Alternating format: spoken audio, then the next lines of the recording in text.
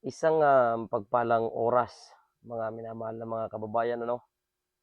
Sa oras na ito ay muli po tayong nagbabalik sa isa na naman pong segment nitong atin pong pag-uusapan, Talks with Glenn. At sa oras na ito, mga minamahal na mga kaibigan, ay atin pong pag-uusapan itong atin pong mga naririnig-rinig na komento ng ibang mga YouTuber, ano, na maraming nagsasabi diyan. Sabi nila, gaya ng atin pong pinapakita sa ating screen, ang away nga ba ng atin pong Pangulong Bongbong Marcos at VP Sara ay pagpapakita ng simula ng Antichrist. Ito nga ba, mga minamahal na mga kaibigan, ay pagpapakita ng isang propesiya sa Biblia na kung saan etong dalawang taong ito, no, maraming nagtatanong, totoo nga ba na sila ay mga Antichrist? Ayan, at aalamin natin yan sa atin pong usapan sa oras na ito. Kung tayo po, mga minamahal na mga kababayan, ay bago pa lamang sa ating YouTube channel, huwag pong kakalimutang mag-subscribe at pindutin na rin ang notification button nang sa ganun ikaw po ay maging updated sa lahat ng atin pong usapin sa programang ito. Kaya nga, mga minamahal na mga kaibigan, no, ito po yung mainit na usapan. Bago po tayo magpatuloy, at yun po munang i-recap sa lahat po ng mga hindi nakapanood sa atin pong isang episode, no, isang segment ng ating usapan tungkol sa awayan na ni Pangulong Bongbong Marcos at VP Sara, ay inyo lamang pong panoorin yung isa nating video, ano, yung kung saan napanood natin, ano, na talagang napakalutong ng mga mura at may pagbabanta pa yung nangyari sa pagitan ng atin pong VP Sara at Duterte, okay? At Bongbong Marcos. Ngayon, sa gabing ito, titignan natin ano na nga ba ang update sa away ng dalawang ito. Okay, so kung ating titignan, mga minamahal na mga kaibigan, kaninang tanghali lamang ay atin pong nakita sa news, ano, itong isang interview kay VP Sara na sabi dito ng MSN. Sara describes threat on Marcos ominous, taken out of logical context. So kung atin pong tatanungin ano bang ibig sabihin ng ominous, para bang ito po ay isang impression lamang. O tignan po natin ang mga binitawang salita ng atin pong Vice President Duterte, ano? Yan po siya kanina nung siya po ay nagkaroon ng interview. Okay, tignan natin. Sabi dito, Vice President Sara Duterte described the insistence that the President Ferdinand Marcos Jr. life is under active threat as ominous. Okay, so yung sinasabi ko kanina, ng ominous, mga minamahal na kaibigan, ay ito po yung kanyang impression doon sa pwede mangyari sa kanya. Now dito, in a statement issued on Tuesday, Duterte added, the administration sold its narrative based on her statement that she hired someone to kill Marcos. First Lady Liza Araneta Marcos and Speaker Ferdinand Martin Romualdez if she gets killed, which she describes as taken out of logical context.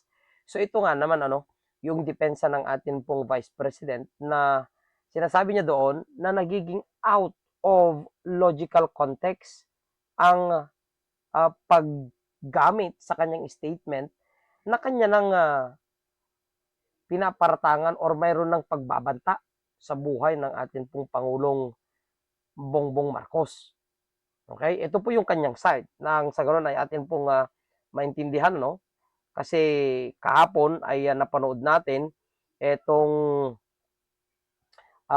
side din ng atin pong Pangulong Marcos na hindi niya ito tolerate yung ganong pangyayari. However, ito na yung side ng atin pong Vice President. Sabi niya, there is absolutely no flesh on the bone.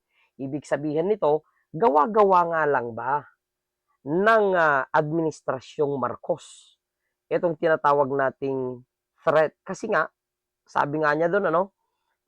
And despite the absence of a reliable investigation, authorities were quick to consider this a national security concern. Ito yung concern ng atin pong Vice President. Bakit nga naman naging national security concern? Ang sinabi nga lang naman talaga niya ay kung siya ay papatayin, kanya ding ipapapatay ang mga pumatay sa kanya, referring to the President Marcos. She added that there was a diametric contrast and inaction that was displayed when she expressed in previous months that there were threats to her and continuing threats that to the life of the personnel of the office of the Vice President. So kung titignan natin, mga minamahal na mga kaibigan, ay para bang ang sabi niya, sobra ang pagkaintindi. Mga minamahal na mga kaibigan, ano pong inyong masasabi sa statement ng atin pong Vice President? I-comment ninyo kung ano nyo pong mga masasabi doon sa statement ng atin pong Pangulong or Vice President, Duterte. Sabi pa niya dito, she also said that adding the word assassin has made things more terrifying, as she said that she never used the term in her press briefing against what she described as the Marcos administration's failure to serve the Filipino while it masterfully persecutes political enemies. Tingnan ninyo mga minamahal na mga kaibigan, ang punto ng atin pong VP Sara na ginamitan ng ibang salita yung kanyang sinabi kasi wala nga naman siyang sinabing to assassinate the Vice President or the President. Common sense should be enough. Ito ang bigat. Common sense should be enough for us to understand and accept that a supposed conditional act of revenge does not constitute an active threat. This is a plan without flesh. Di ba? Ito naman po yung punto ng atin pong Vice President. Di ba? Kasi bakit naman natin nga bibigyan ng ibang interpretasyon yung kanyang sinabi na kung saan hindi naman direct na sinasabi daw niya. Kasi nga ang sabi daw niya ay kung may mangyari sa kanya ay talagang may gagawin din siya. She said that she was confident that an honest scrutiny would expose the narrative to be a farce, imagine, or nothing at all. In a press briefing at the Veterans Memorial Medical Center on Tuesday afternoon, Duterte asked the administration if a revenge from the grave constitute crime. Ayun, ito yung punto niya. Sabi niya, I have to die first. They have to kill me first. So now they can't kill me anymore unless they want to die. Remember, they are known for political persecution. And then somebody was assassinated in the airport tarmac. Tingnan ninyo, parang nagbabalik tayo sa mga dating issue na kung saan ang dating gumagamit na ito ay ito na, sabi nga dito, she is referring to the assassination of the former Senator Benigno Ninoy Aquino in 1983.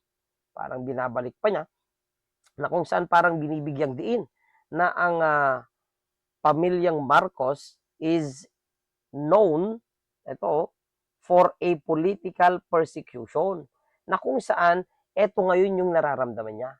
She is being persecuted with a out of logical context. So mga minamahal na mga kaibigan, doon sa atin pong usapin kanina na itong away bang ito ay it constitute the Antichrist? Tignan po natin, there are signs.